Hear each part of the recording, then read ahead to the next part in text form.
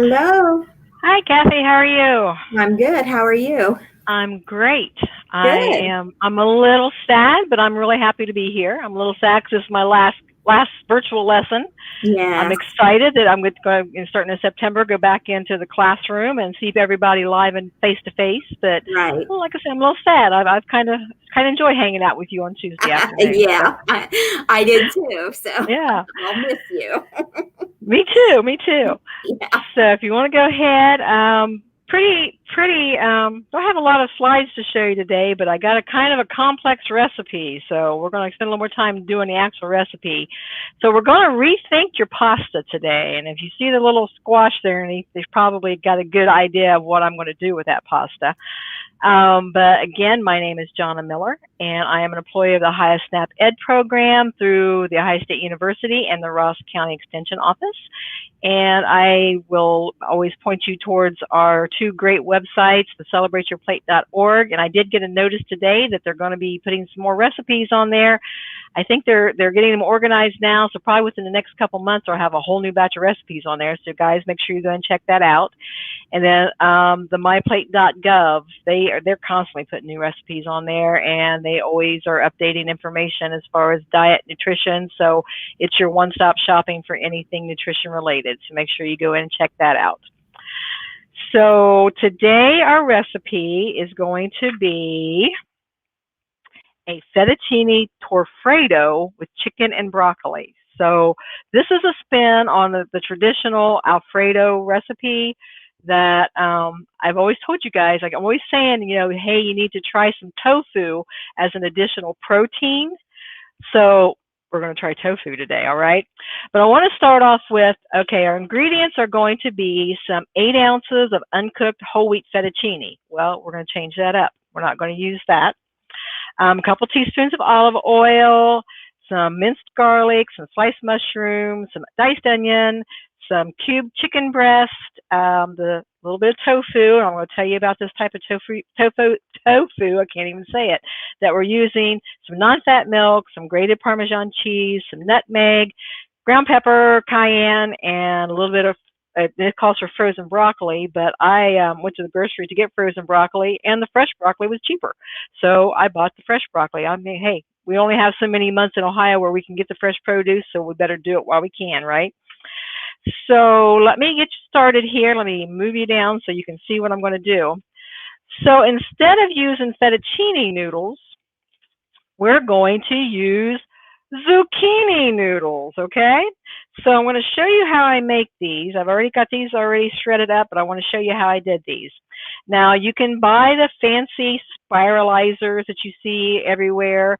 You can get the attachment for the big fancy mixers that you can get, or you can get the hand cranked ones. There's all kinds of fancy little things out there to make noodles with, but just about everybody has got just a cheap old some kind of grater in their kitchen, right? This is my just plastic grater, weighs nothing. I love this little thing. It is great for shredding cheese because you can go back and forth across it real quick and easy, but it's just something just about everybody's got in their kitchen, okay? Now, the one thing about the spiralizer is you have to make sure you've got a zucchini about this size or it's not going to work in them, right? Well, if you're like me and you grow your own garden, those zucchinis get away from us. You wind up with these monsters. Well, this is not going to fit through any spiralizer out there on the market. I'll guarantee you that. But it's still really good. I mean, we call these in this house, I think everybody calls them bread zucchinis because they're just about the right size to shred up and make zucchini bread out of. Well, they're also a good size to make several different kinds of zucchini noodles. So that being said, I'm going to show you how to use this with the shredder and make these noodles up. So I'm just going to go ahead and chop the ends of it off. Now, I always use these plastic cutting boards. So a good tip to use, if you have a smooth countertop like I do, and it slides around on you a lot, if you put a damp paper towel underneath of it, they won't slide. They'll set pretty much where you put them at, okay? So there's a little tidbit of information. So I'm going to take this huge zucchini that I've got here. I'm going to cut it in half. Whoops. And then I'm just going to take my shredder and I'm going to just run it the whole and lengthwise of that across, okay? And I'm going to keep pushing down and I'm going to get my nice little zoodles there, okay? So this is the best way to make these. You're not having, like I said, you don't have to buy any fancy equipment. You're going to be able to use these big fat zucchinis that you normally couldn't use and the more expensive stuff. And then when you do get to that seedy part of the zucchini, all you got to do is just turn it over and just do it all four sides. And then you're going to be able to use the entire zucchini without getting those seeds in there. And you're still going to get your noodles, okay? Now, the great part about using the zucchini noodles instead of the pasta, the bread, the carbs, you're getting more veggies into your diet. You're getting less carbs because you're not using the flour pasta. And this is a whole lot more economical than buying a box of pasta too. I mean, pasta's not that expensive, but I got this zucchini out of my garden. Well, you can only eat so much sauteed zucchini and so much zucchini bread and all the other stuff. So this is a really good way for something that you're going to need anyway. And looky there, half of that zucchini, and I made pretty much filled my colander full. I had a half full and it filled it up. And there's that seedy core. I can just lay that to the side. Don't have to use that, okay? So let me show you how we're going to cook these. Let me get my stove lined up over here so you can see what I'm doing. Let's light my burner. Get my pan heating up here. Now there's several different ways to do a zucchini pasta, and there's several different ways. I've got a recipe that you're going to have in the chat box that's going to be for a baked version of these. I'm just going to saute them, okay? So you put about maybe 2 tablespoons of oil in your skillet, let it come up to heat, and then we're just going to take these noodles and we're going to put them in the skillet and we're just going to kind of saute them until they get at like an al dente. You want them to get done, but you don't want them to turn to mush. So we're going to cook them probably about, I'm going to guesstimate about 4 to 5 minutes. And you're just going to use, I got a pair of tongs here, I'm just going to toss them around and cook them down so they're soft. And then once they're done, we'll just turn that off and we'll use these just like we would pasta, okay? But you got to be careful, you don't want to burn them. So I've got my heat turned down a little low and we're just going to let those sit there and saute, okay? So while those are cooking like that, we're going to start, I want to show you how to get your chicken ready, okay? Since I've already used my shredder there, I can get that out of the way. Now you always want to keep in mind that when you're using your cutting boards too, you don't want to cross-contaminate. So you always do your veggies first and then do your meat second. That way you don't have to worry about any of the chicken germs, I guess is for lack of a better term, getting on your raw vegetables. So the recipe calls for 3 4-ounce boneless, skinless chicken breasts, okay? So these are 2 regular chicken breasts I bought in the store. Now a 4-ounce chicken breast. The palm of your hand is usually a good indicator of a 3 to 4 ounce, that's minus the fingers and the thumb, is going to be a 3 to 4 ounce piece of meat. So when you put my hand next to these chicken breasts are a good 6 to 7 ounces by themselves. So I'm only going to need about 1.5 of these chicken breasts for this recipe, okay? Let me stir my zoodles around here real fast. Like I said, you don't want to let them fry up. We're just going to let them saute down. Okay, so I'm going to use my handy dandy kitchen shears here. I've already washed my hands up, and I'm going to just cut this chicken breast up into chunks. I'm going to cut as much of the visible fat off as I can, and then I'm just going to cut this into bite-sized chunks.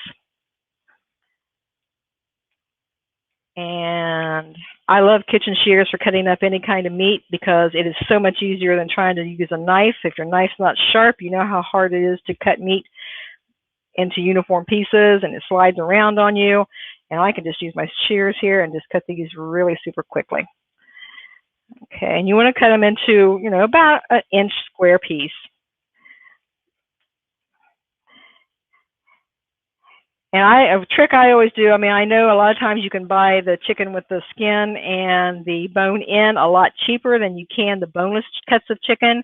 But I have found over the years that you get more meat, more bang for your buck by buying the boneless, skinless, because you're not paying for all that stuff that you're going to throw away. So, by weight, you're going to pay more with the bone and the skin It's not going to cost as much, but you're going to get a lot less meat. This is all meat here. I had just a little piece of fat that I had to cut off, and there's no tendons, there's no bones, there's nothing to have to throw away. Okay. All right. So see how quickly I cook that up, and then I've got another half a chicken breast here that I will cook up later on, and I can use it in a dish later on this week. Now these were some that I'd found on sale, packaged them up 2 to a package, and really was able to save some money that way. So let me wash my hands here real quick. Well, make sure you don't, like I said, make sure when you're doing any kind of meat, you don't cross-contaminate by touching any other utensils or anything. As you can see, I got that on a paper plate there that I'm going to toss in the trash, which is not that good for the environment, but that's just what we're doing tonight. Okay, so let me bring you over here to the stove. And our zoodles are starting to saute up really good. And they're starting to get, see how they're starting to already get a little more pliable. And these will be just like a fettuccine noodle. They're just about the same width of what a fettuccine noodle would be. And if you cook them just right, they'll have almost the same consistency of a good pasta as well. All right, so let me start off by lighting my burner here underneath my skillet for this is going to be the chicken, and all the veggies that are going to go into this. So let me go ahead and put my chicken in. Wash my hands again. I wash my hands a lot. When you're a cook, you could wash your hands so much that you almost feel like you're a doctor. Okay, so I've got the chicken in there, and it says to heat the oil. Well, we didn't put oil in there, but I'm not doing oil with this. And I've already chopped up my broccoli. So I've got just about 2 cups of broccoli that I'm going to throw in this pan with the chicken. I've got 8 ounces of sliced mushrooms that I have already cleaned and dried and got ready. Put those in there. And then I've got about a half of a white onion that I cut into dices. And then a couple teaspoons of minced garlic, okay? And you always want to make sure you get all that good garlic in there. So we're going to take this and we're going to stir it around, and we're going to cook this all down until the chicken is cooked completely through and the vegetables are getting to a nice consistency as well, okay? Now, I didn't cut these mushrooms up because they will break up in this pan as they're cooking. So, all right. So now we're going to come back over. Let me get my counter straightened around here. And we're going to make the Alfredo sauce. And this is where the tofu comes in. And you'd be surprised. Tofu, of course, is a soybean product, right? And I've got, this is called a silken tofu, okay? There are 2 different kinds of tofu. There is a firm, and then there's silken. And the silken is a smoother consistency, and it's really good to put into sauces and that kind of stuff because it will replace, to make a traditional Alfredo sauce, you would take like a fat, a butter or an oil, and then some flour and make a roux, and then, or some cornstarch and make a roux. So you're going to have fat and carbohydrates in there. By using this, we're going to eliminate that. We'll have that same creamy consistency with the sauce, but we're not going to have all that fat in there, okay?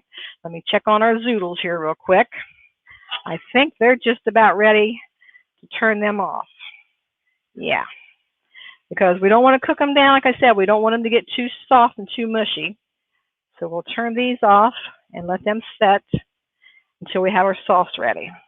Let's stir our chicken and our veggies together here. And we'll set those there. So to make the sauce, we're going to take this tofu and we're going to open it up. And it's got a little bit of water on it, so be careful you don't make too much of a mess. And we're going to, let me drain this off just a little bit. Okay. Got my blender jar here, and we'll put this in the blender, and that's how we're going to get this softened up. So I'm going to take a knife, and I'm just going to cut this tofu. You really don't have to cut it too much, because like I said, it's not really, and it will come out in a chunk, but it's really super soft. As you can see, I can mash it with my fingers, okay? Let me grab a spoon here. We're just going to put this into our blender along with the milk, and we're going to blend this up to get the basis for our sauce. I cut it into chunks just so the blender doesn't argue too much with it. Because you put some big chunks in a blender, sometimes it doesn't want to do what you want it to do. So then I have just a half a cup of low-fat milk. I'll put that in there. Put the lid on it. And Kathy, you may have to mute me for a little bit, or I'm going to blow everybody's ears out. I've got zucchini stuck everywhere. Okay, so here we go.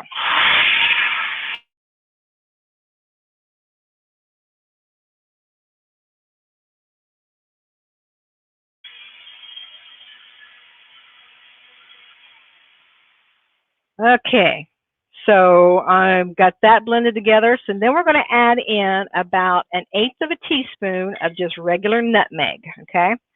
Oh, I got my little thingy there.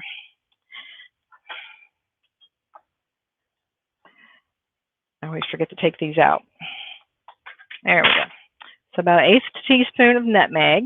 That's going to give it just a little of a spicy type flavor. Put that in there. And then about 1/8 of a teaspoon of black pepper.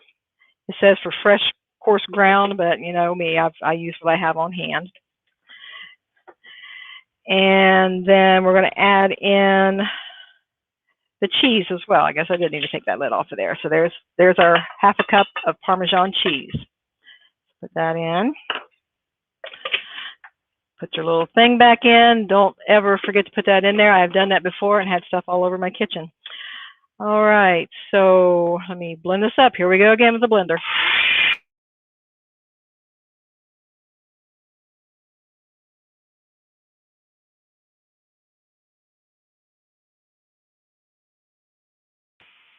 Okay.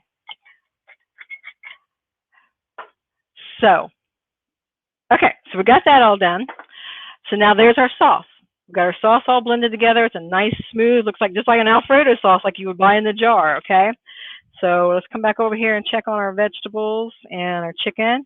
We got to make sure we're cooking this until the chicken is no longer has any pink juices running out of it, and we want our vegetables to get nice and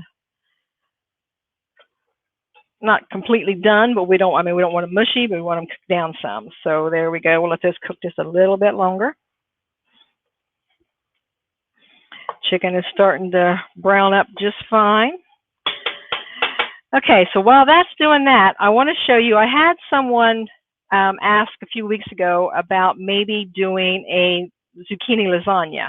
Well, I couldn't find a recipe that is not really super involved and would work in our time frame, because I mean, face it, guys, we're kind of on a short time frame here when we're doing these sessions. So I wanted to show her, hopefully she's watching, how you can make the zucchini noodles really super easy. So I have got another little fancy box, a little grater thing here, and it's got just a slicer that you would normally use to make like zucchini, if you're making like slicing cucumbers or carrots for coins, that kind of stuff. Well, you can take that same fat zucchini that I had and cut the end off of it, and it'll work just the same as what it would have worked to make the zoodles, okay? And you're going to be able to make these nice fat slabs just like a lasagna noodle, okay? So see how it's just, I mean, it's about the right thickness, and you can do that with just like the same way as I did before. Use all 4 sides of the zucchini. And if I hadn't cut this in half, they would be longer, so you would be able to make sure that you had, you know, those longer strips. But this would work great for like an 8x8 casserole. And you do have to, when you're making a zucchini lasagna, I'll spit it out here in a second, have to kind of piece them together anyway, because they never usually work with like the regular, you know, pasta noodles. Now the trick to these is you always want to make sure that you try to sweat out some of the liquid. And what I mean by that is by taking these and putting them into a colander and then sprinkling salt over top of them, and then let them set for like 30 minutes. and you'd be amazed how much liquid will leach out of these. And then once you have them set like that, you rinse them off to get some of that salt off of there. And what that's going to do is it's going to eliminate all that. If you've ever made a zucchini lasagna and you wind up with about this much water in the bottom of your casserole and it doesn't really set up really well, that will take a lot of that moisture out of there. So all that moisture coming out of the zucchini will not be in your casserole. You'll be able to put this in there just like you would a lasagna noodle, and it's going to cook solid without putting all that extra moisture into your dish. Okay, so just regular salt, just enough where you can feel it on there, mix it around really good, let it set in the colander, put it over a bowl or in the sink, because it'll probably leach out, this little bit of zucchini right here will probably leach out a good half a cup of liquid out of it in 30 minutes. So make sure you're doing that. Anytime you're going to put any kind of zucchini pasta or squash pasta of any kind you want to make, anytime you're using it, try to make sure you use that method to leach it out of there. Now, the recipe that is going to be in the chat for the zucchini noodles is a different form. Okay, I did them tonight by sauteing them on top of the stove. This is a recipe that talks about doing them in the oven. So you're just going to shred them up just like I did with the shredder, and then you will preheat your oven to about 200 degrees. Lay a wet paper towel down inside of your baking sheet and lay your zucchini noodles on top of that and put it in that 200-degree oven for about 30 minutes, and it'll pull some of that moisture out as well. And it'll dry up in the oven, actually, but it will keep them from leaching all that moisture into your recipe as well. Because the same thing will happen if you're using, like putting in a spaghetti sauce. It will have a lot of moisture come out of that. So this sauce that we're using tonight is going to be pretty thick, so it's not going to really, and I sauteed these noodles up enough that a lot of that liquid is going to come out as well, so it's not going to be a factor. So let me see how we're doing over here. Looks like our chicken is getting nice and cooked up. Our vegetables are starting to cook down. Can you see in there, guys? You really can smell those onions and that garlic too. They're smelling really good. Okay, so what I'm going to do is I'm going to take our sauce here, and I'm just going to dump this right into this dish.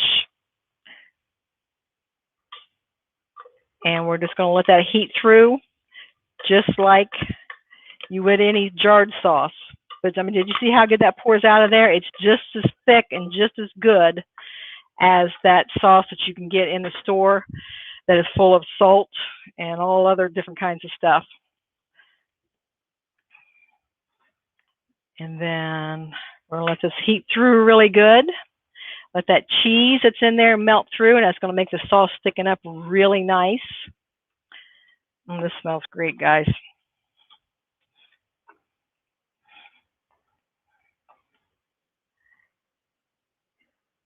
And just takes maybe just a couple minutes. Let this heat up. And then I can get a plate.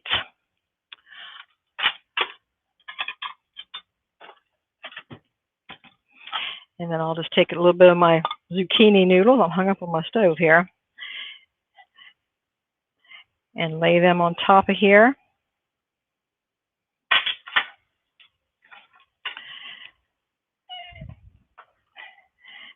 And then we'll just plate this up over top of our zucchini noodles.